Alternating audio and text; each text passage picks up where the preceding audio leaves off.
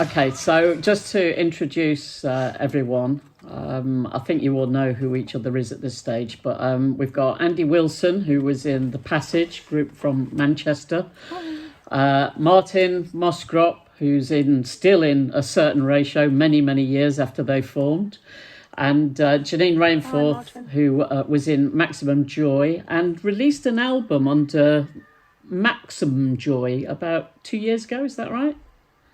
Yeah, it's a new outfit really called MXM Joy or Maximum Joy. Or something. Okay, and it's nice to see that 40 years after, well, more than 40 years after post-punk first started happening, that everybody has some involvement in music still. I suppose it's kind of a bit of a lifetime obsession, isn't it? I mean, certainly for me, post-punk was a much more interesting period because I moved down to London in April 1977. I was a punk rocker. I was into the Sex Pistols and the Lurkers, God help them. But I got bored of it really quickly. And then all of these other bands started coming up, like Gang of Four and Human League and God knows what else, A Certain Ratio, 23 Skidoo. And suddenly it got really interesting again. And what fascinated me about the kind of post-punk period, although obviously it wasn't called that at the time, was just how widescreen the musical tastes obviously were of the people that were making this music. They were obviously getting influences from Black America, from Latin rhythms, from krautrock, from just a lot of different areas of music in a way that punk wasn't. And so I kind of hitched a ride onto post-punk for a few years and became obsessed with not only the bands that I was listening to, but also the things that were influencing them. And it really was my route into black music from kind of white rock and pop music. So I'm going to ask each of you, first of all, how did you end up starting a band in the first place? Do you want to start, Janine? Yeah, sure.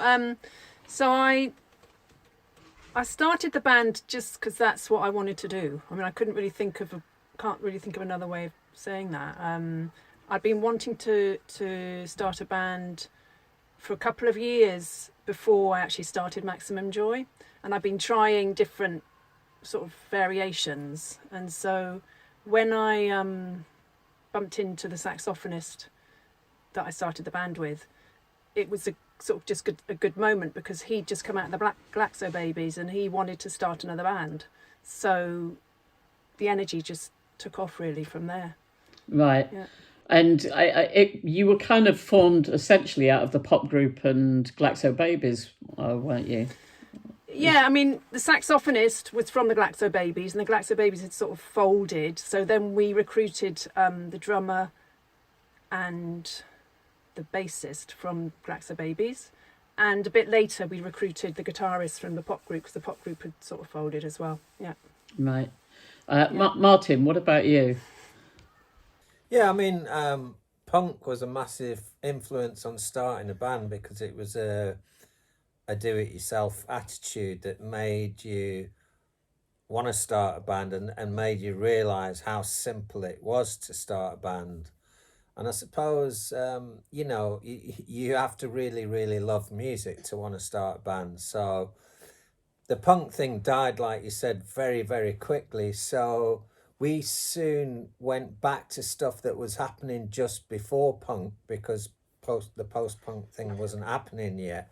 And stuff like Brian Eno and David Bowie's Low and Kraftwerk and Can, listening to stuff like that, which inspired us to do what we did.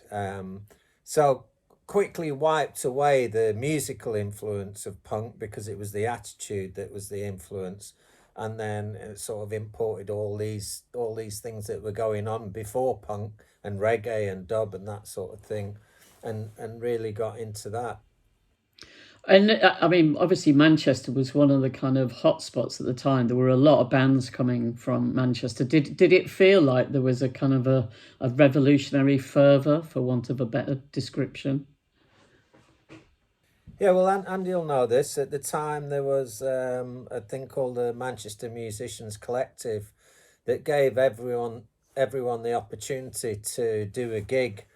And like the Passage and a Certain Ratio, we did loads of gigs at the Musicians Collective. I remember playing there nearly every fortnight at one point, and there was bands like the Fall, Joy Division, the Passage, all in the Manchester Musicians Collective. And every Monday you could go, or was it monthly? I can't remember.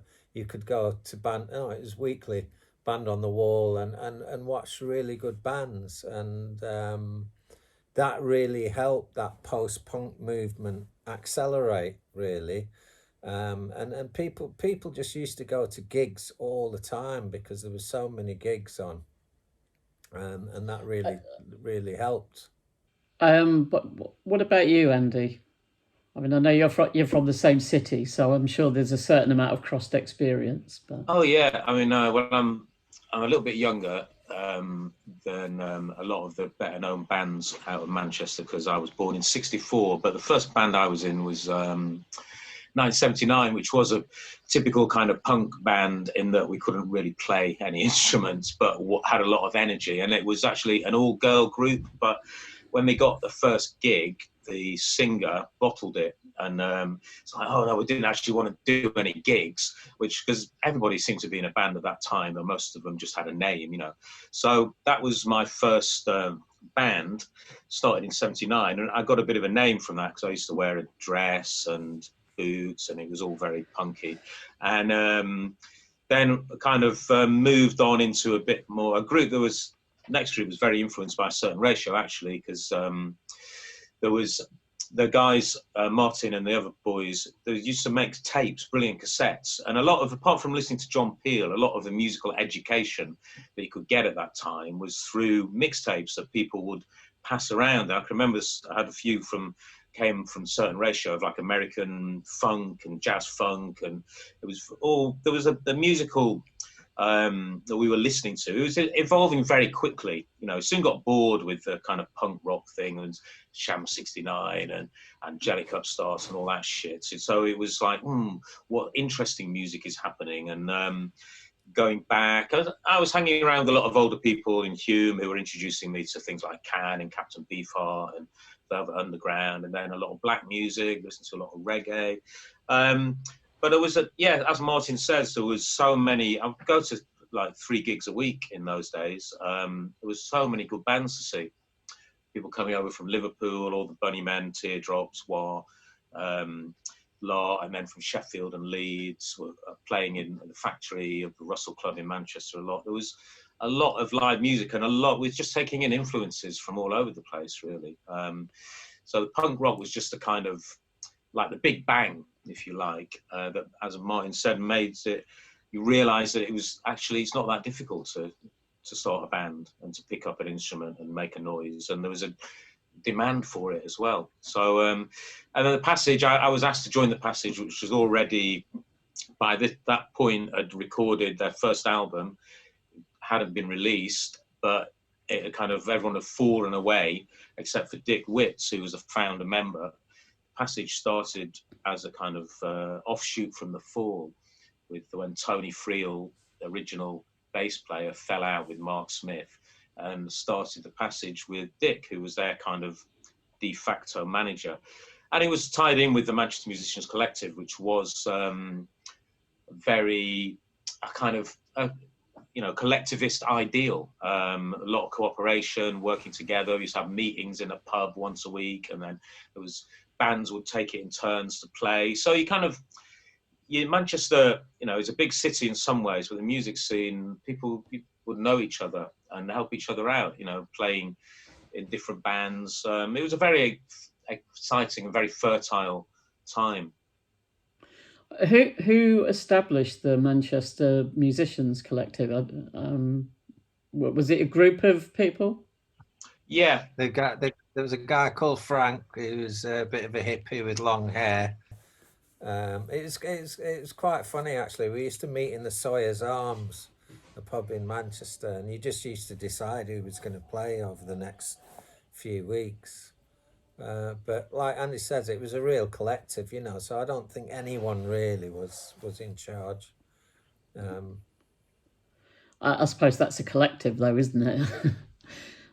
Janine, what sort of music? I mean, had you been influenced by punk as well? Yeah. What Martin and Andy are saying is really resonates. I mean, that's what I think. My first punk gig, it just sort of was like a switch went off on in my head. It was like, right, yeah, I can do this, because I'd wanted to do it, but it was like the DIY aspect was just transformed things a bit, really. And the indie music labels were changing as well simultaneously. The indie music labels were having more power, if you like, and so I think that contributed to the fertile time. Possibly, I think it contributed to the sort of explosion of new music coming out on an indie level. Right. Yeah, I mean, where the guys mentioned about how many gigs were happening in Manchester. Was it the same in Bristol? Yeah. I know there were the pop group and the Cortinas and the Boys, but were there loads of bands? Yeah, there were loads of bands, and similarly, it was a very fertile time creatively in Bristol. And it wasn't just bands; there was sort of theatre groups and happenings and poetry and stuff like that. And lots of sort of experimentation. It felt like it was quite a fertile time in that way. People were just very keen on sort of being creative and experimenting. And I think partly because for us anyway, and for everyone at that time, politically, it was quite a dark time. Really, it was difficult time to be young, I suppose you could say. Because what was our future? The politics were hard. It was still a Cold War. So often at those times, the creativity sort of explodes, doesn't it? Yeah. And we didn't have a musicians collective, though, sadly. That sounds really, really good. Ours was a bit more of a splintered scene, I think. They were splintered, and yet we all sort of knew each other. Bristol's quite a small city, probably a bit like Manchester, in size. So we all sort of knew each other, and there was cross-pollination, or definitely within the bands. But we were sort of quite a little bit competitive. It was each for our own on certain levels. We didn't have that collective. Sounds pretty cool, actually. Right. What kind of music was influencing you at the time, Martin? I've got an idea of some of them because I was heavily into a certain ratio. So I used to read the interviews in the music papers and then try and go out and find records by Cameo and Spunk and all these other bands that you were name checking. And I remember you mentioning going to Yankees, and I had no idea what Yankees was. Or is it Yankees or Yanks? Yanks. Can you tell me a little bit about that? Because that obviously was fueling a lot of what was going on. Yeah, well, you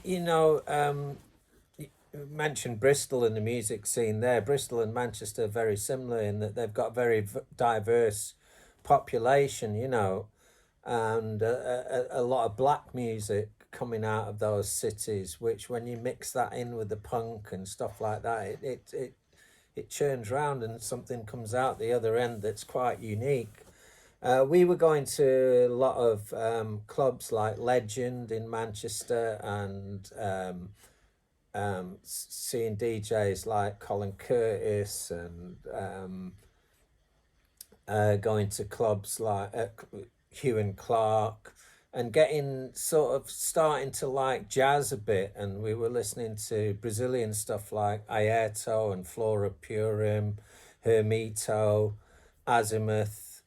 And there was this record shop in Manchester called Yanks that sold American cutouts. And basically a cutout it's a deleted item. So once it's deleted, it's not really worth anything. So they used to ship over all these deleted American records from the States.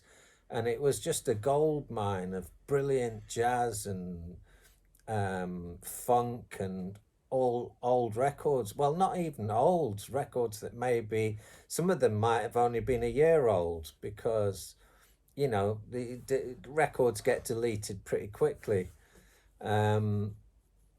So yeah, that was great. Yeah, I bought Hermito's Slaves Mass album 4 times, I think, at 49p a pop.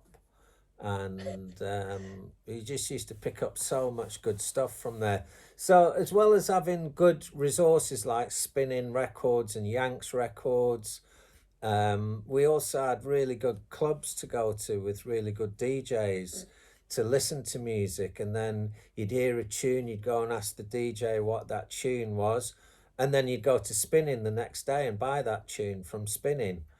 Um, so as well as buying new music, we were also delving into the past and buying older music to get into and get influenced by.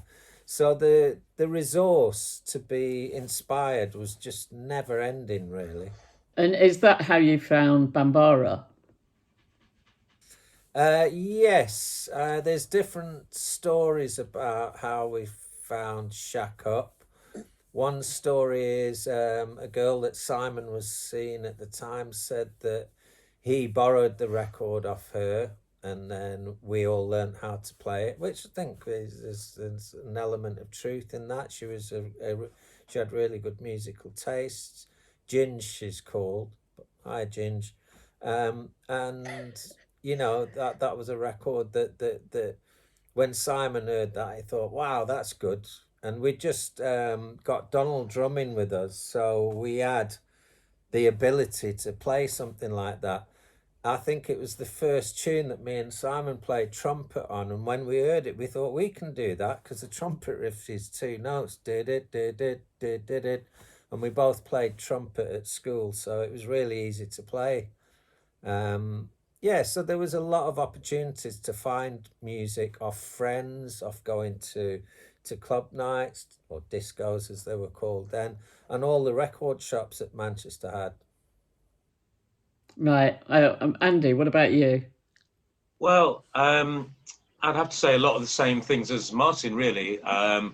Though I didn't have the money to be buying records in Spinning at the time because it was American imports and stuff. But I used to go to Yanks as well, and I didn't know who loads of these groups were. Obviously pre-internet times. I used to read The Enemy and the Sounds, but I wasn't really up to speed. I get a lot of my musical education from John Peel, and then from other people like Martin and the crew making tapes. Roger Eagle from Liverpool, from Eric's, he was a real collector and a digger, and he used to make cassettes, and they'd do the rounds and find out a lot of music like that. And a lot of the social life, I wasn't going out to gigs, it'd be round at someone's flat or house, and they'd be pulling out the records. And it was just at that age, and then soaking everything in, and the mainstream stuff was just shit, really. A lot of it was. It seemed to me at the time, looking back, as probably stuff that I appreciate now that I certainly didn't at the time. But he was always looking for more underground things without thinking of it as underground, just finding, new, whether that was going back. And I have to say as well that David Bowie was an influence in the things that I learned a lot of things through his influences. It's like you're saying, listening to Kraftwerk and Can and Krautrock and then disco and things like that you wouldn't, as a punk rocker, you wouldn't think. But a bit like the Balearic thing here, when you hear the Balearic DJs like Alfredo and Jose Padilla, and people say, how did you invent Balearic? So, well, we didn't invent Balearic. It's just we had to DJ for 8 hours, and there wasn't 8 hours of any genre of music we had. We had to pull out whatever we had. And going to punk gigs or new wave gigs, the DJs there weren't playing loads of punk. They're playing like music with energy, a lot of James Brown and, rare groove before the kind of mid-80s fashion for it, and a lot of reggae, just exciting music that was out from the mainstream. So I was just like a sponge at that age. I mean, I was 14, 15 in 1979, but I started going to gigs in 78, and so I was out a lot, and it was just constantly hearing new exciting things, new to me, even though they might be from the 60s or early 70s, Yeah, so yeah. just musical sponge, really. And I still have that very Catholic taste for really I always get very excited about hearing something new to me.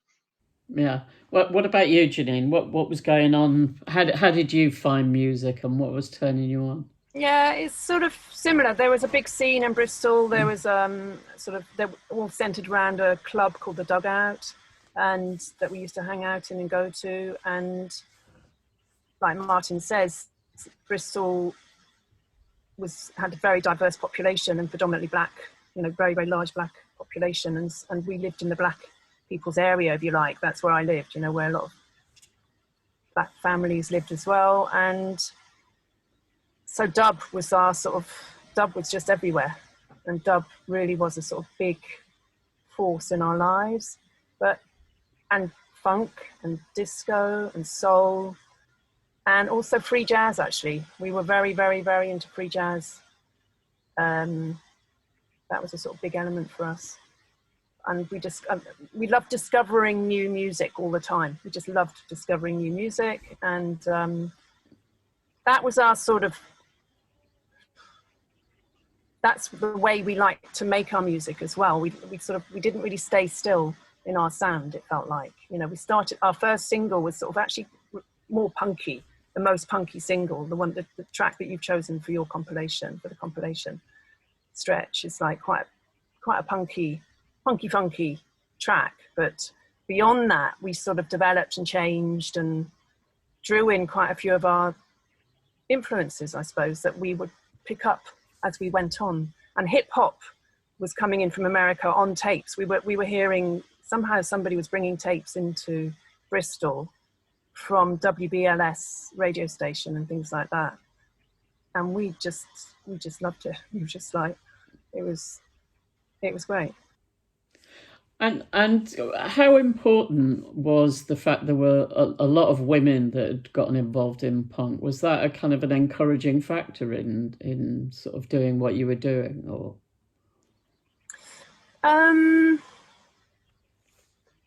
Not really. I mean, the punk that I was listening to quite a lot was American punk, and mainly sort of male based. Actually, I was just having a little bit think about it earlier, and yeah. So no, not really. I mean, no.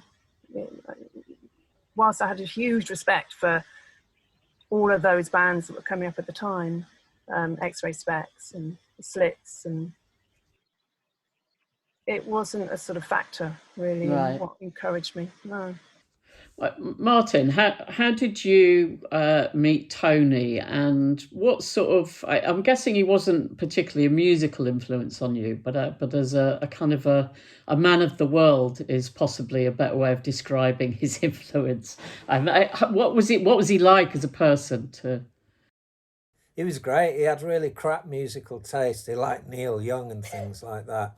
So yes, he definitely wasn't an influence musically. But the way we met him was through the Musicians Collective as well, because I think we played with as they were Warsaw then, or it might have been just as they changed to Joy Division. And Rob Gretton was their manager, and we did a gig with them at the Musicians Collective. And Rob really liked us, and he went and told Tony. He said, I've seen this great band, A Certain Ratio, you need to check them out. So Tony booked us straight away at the Russell Club, like a couple of weeks later, supporting somebody. And he really liked us. He thought we were Manchester's answer to the Velvet Underground at the time. So he just sort of fell into managing us, which was really useful, because having a manager who also had a record company, who also had a club. And it wasn't long before we recorded our first single, All Night Party. And then we decided we wanted a drummer, and we told Tony we want a drummer. We want a black funk drummer. So next minute, Tony found Donald, So he was really good. He was great at making things happen. If you had an idea, he'd sponge off that idea and turn it into reality. And a lot of people have got this impression of A Certain Ratio with Tony sort of developing everything and steering everything. that's not the way it was. Tony really liked the way that we worked. He liked us musically, and he would help us to make our vision reality. Really, he was great at that. He was a great teacher. He was a great mentor. And having Rob Gretton and Tony Wilson and Alan Erasmus, you couldn't wish for a better start in your musical career, really. Yeah. Andy, tell me about the kind of electronic influences of the Passage, because I guess that was the most successful period, wasn't it? When you went a bit, for want of a better description, synth pop. Yeah, well, I think Dick Witts, the founder member, was a classically trained musician, so he would score. I mean, the Passage live and the Passage in the studio were quite different propositions, because in the studio, Dick would take full advantage of the 24 tracks available and spend a lot of time. He was a percussionist, was what he was trained at. He played percussion for the Halley Orchestra, Manchester's orchestra.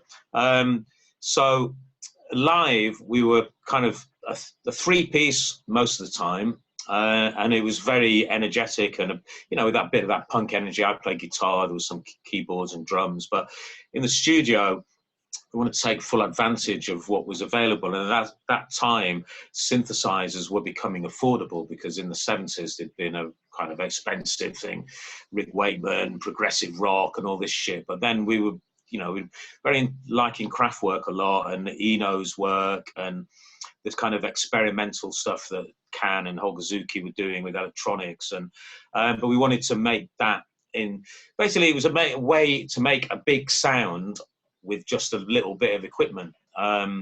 So it was a no-brainer for us. We could have, we didn't have a bass player, so we could have a bass line on arpeggiator, arpeggio bass line sequencers, and string machine for, sound like you've got an orchestra on stage with you. That's what we thought. And hear back the live recordings, it sounds tinny as anything. But at the time, it's just a way of, make three of people making a big sound. And we did like that dancey vibe, we always had a real drummer, which was a big part of our sound, but having the extra rhythms from programming keyboards just gave us a whole new element, really. And it was a bit, we were a little bit bored of the guitar, the classic rock lineup, guitar, bass, drums, or two guitars. It's just like that. We were like most of the bands on the compilation. We were all kind of forward-looking. It was a very forward-looking time, because things were a bit shit, So think, well, let's make things better and do something different, something new. And technology, has always driven musical evolution. And this was a very early stage of affordable electronics, so it was exciting to make use of it, and it was pretty simple stuff as well. Janine, you mentioned politics earlier, and obviously around this period was when Thatcher came to power in May 1979, and there was quite a lot of opposition to Thatcher quite quickly. She was implementing policies that had quite a dramatic effect on particularly working class areas, but also young people as well. I mean, there was really, really high unemployment. And I know most of the music coming out didn't necessarily mention politics, but that period was a very political period. And I'm wondering how that affected you guys in Bristol and what was going on, how you reacted to that. Yeah, I mean, everyone had their own take on it, I think. I mean, some more overtly than others. Some, like punk, was pretty overt. Quite a few bands were very overtly political, some of their songs. And Maximum Joy, we asked, it was fueled by a sort of conscience, I suppose, about what was going on. All of our music, really. But it was more understated in a way. And it was more about, trying to find some happiness, actually, in a weird way. But it wasn't trying to be all lovey-dovey and, you know, as you can hear from the music, you know, it wasn't that. It was more about being turned on, I suppose, being turned on and realizing that we could do something to make change, like Andy said, actually. You know, it's like we felt we wanted to make change, and this was our way of being able to try on some small level to do that for ourselves and perhaps the audiences, you know, just a moment of something. Because we toured a lot. There was a lot of live work, you know, it was a lot of touring, and that was our main thing. And in Bristol, I think everyone had that feeling too. And then there was the St. Paul's riots as well that happened in Bristol. I think it was 1981, exactly. Yeah. So it was, and there was big strikes, dustbin men strikes and coal miner strikes and power strikes post Thatcher. I seem to recall that. Martin, how did all of that affect Manchester? Obviously, the riots were a big thing. I mean, that kind of brought the issue of black oppression, I suppose, in the UK to the fore. It was the first time I think the nation as a whole had been conscious of the fact that stuff had been going on, victimisation of the black community and so on. How did that impact in Manchester? Well, the first thing that really impacted Manchester was the Anti-Nazi League and the Rock Against Racism gigs and that whole movement. It already started in the late 70s and with the punk movement and the fact that, you know, Manchester's so multicultural and that people were united, especially in the centre of Manchester, like places like Hume and Moss Side and you know, we used to go to Shebeens in the evening and, you know, try and attend as many black events as possible.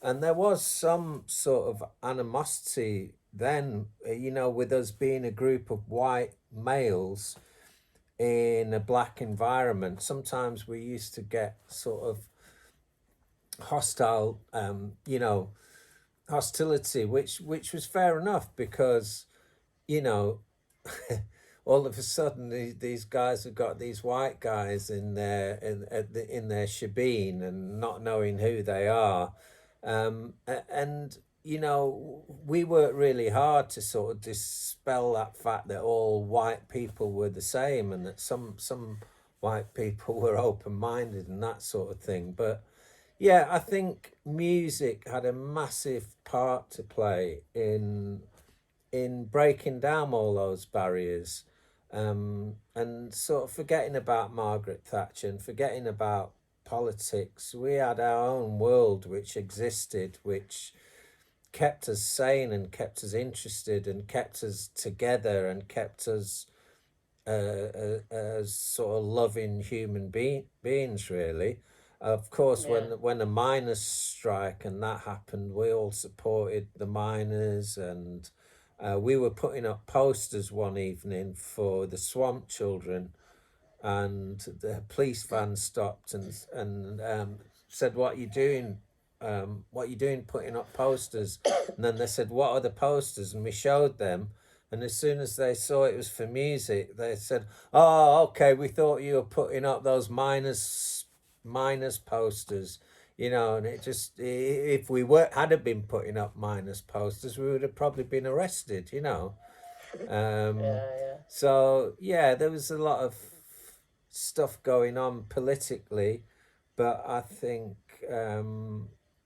we were lucky having music, you know, and having the sort of set of friends that we had and living in cities like Manchester and Bristol, which were really unified cities. So we were lucky in a way. I mean, it's funny what Martin was saying, Andy, because a lot of those things happened with Acid House later, which in its own strange way was kind of a rejection of mainstream society, and that's what appealed to me about that, was because I'd experienced it with punk as well, and there was a sense of kind of creating your own alternative reality at the time, wasn't there? What do you remember of that period from a... Well, I remember my sort of day-to-day life and my community that I lived in, totally removed from like the 9 to 5 world. Obviously, I was a young, angry teenager, but we've, living in areas like Hume and Moss Side in Manchester, and then once we started traveling with the band and going to Berlin and Amsterdam and seeing the whole areas of the city that were like squatted communities and people and parts of London as well, of course. I know in Bristol and other parts of the UK, but there was, whole areas in those late 70s, early 80s, where people did form like a kind of communal alternative societies. And in a lot of ways that did lay the groundwork for later on for acid house, where it became a bit more entrepreneurial, should we say, like the DIY element of the music business that we were all part of, with independent labels and independent promoters and strange places for gigs and all that. That was we did that ourselves. It wasn't like the breweries owning the pub said, let's bring in some punk rock. And then when acid house happened, like 5-6 years down the line or whatever, mid 80s, it was a lot of people that I knew who got involved in that from the beginning had come through the kind of punk rock or late punk rock, new wave, post-punk era and had this DIY. We weren't feel we had to use the structures or the system because we were used to living outside of it. No, I mean, it was Thatcher years were awful, but I was able to survive on my dole check for a long time. Most people I knew were signing on in Manchester because there was no jobs that you would want to do or you thought that you were for you. And I might have only been getting 15, 20 quid plus my rent paid, but it went a long way in those days. So it did actually enable a lot of people to live an alternative lifestyle outside of mainstream society without any, regrets, without feeling like, oh, I wish I could afford, a nice car or nice clothes. All that consumerist stuff just wasn't... That's true. It wasn't present, and it's so different now for young people. But I think we managed to achieve quite a lot in our own way in those days. Outside of just making it up as we went along, really. I guess nowadays things are a lot more about acquisition and brands and all of that kind of stuff, and it really was a different period then. I mean, I was on the dole for 3 or 4 years, basically learning how to write, learning how to run a band, learning how to produce a fanzine, and all of the things that I ended up doing for a living. I was kind of training to do then, living on a very little dole money. Was it kind of a similar vibe in Bristol as well, Janine? Yeah, it was. Yeah, definitely. I mean, it was. And the touring, the live work and the touring and the selling of the records and that started to sort of mean that we were less on the dole. But it definitely, that was the vibe. There was a lot of people on the dole, a lot of young people on the dole. I suppose, as Andy says, sort of finding ways to learn other things that they would then go on and do later. And be creative. I think that's what one of the tragedies about today is. I've noticed that people are on the dole now are expected to produce diaries of what they've done every day and Christ knows what else. What was great about being on the dole then was they didn't give a shit. They let you sign on once a fortnight, and they just let you get on with whatever it was you were getting on with. They never asked you if you had found a job because there weren't any jobs, so it was all really academic. In the summer, I used to hitchhike to the south of France every summer. I'd sign on the Monday, get my check on the Wednesday, and then hitchhike to the south of France, and then get back in time for the next signing on. I mean, people used to do stuff on very little money in those days. It's pretty amazing, really, isn't it? Does it amaze you, Martin, now when you look back at how well a lot of this music has lasted, You know, we're 40 years down the line and people are still talking about these bands and albums, and also how much influence it's had. You know, LCD Sound System and the Rapture and lots of different bands that have been heavily influenced by that period. Yeah, I've sort of forgotten what the question was again. Well, is it a surprise to you that, like, we're 40 years later, we're still talking about all of this stuff?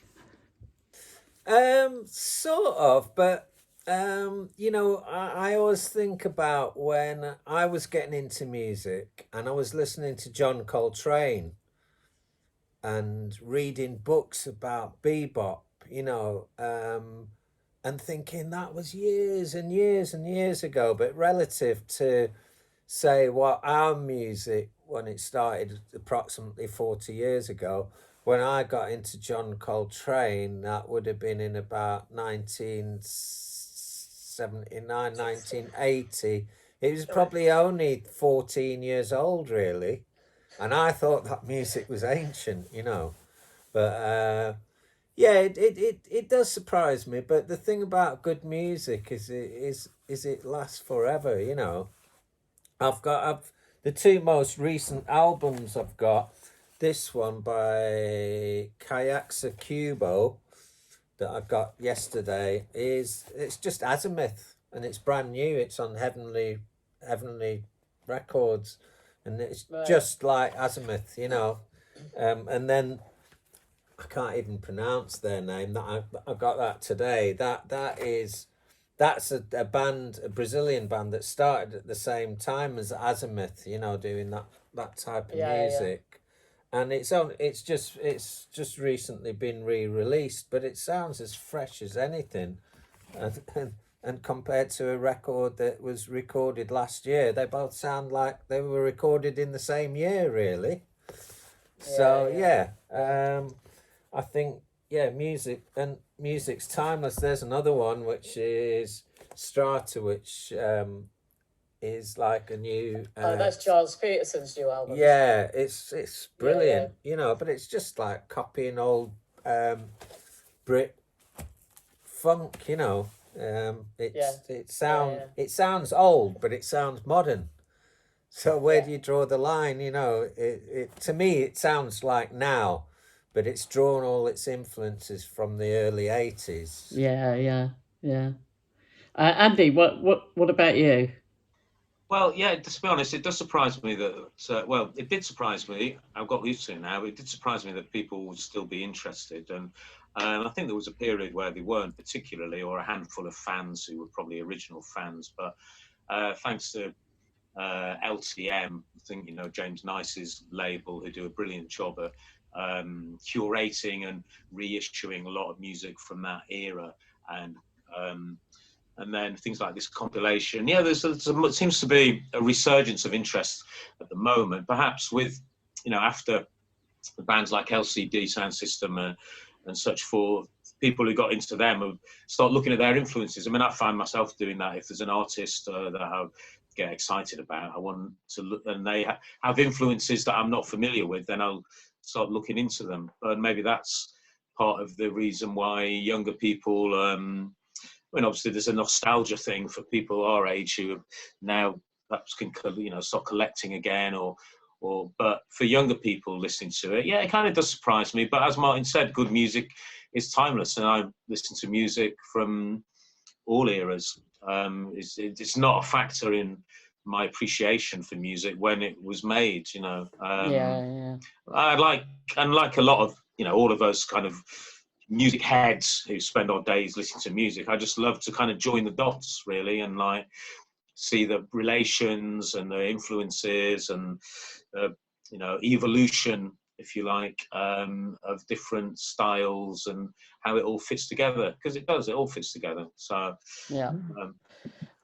Janine, what about you? I guess the internet's also a big factor in our ability to kind of dig back deep as well, isn't it?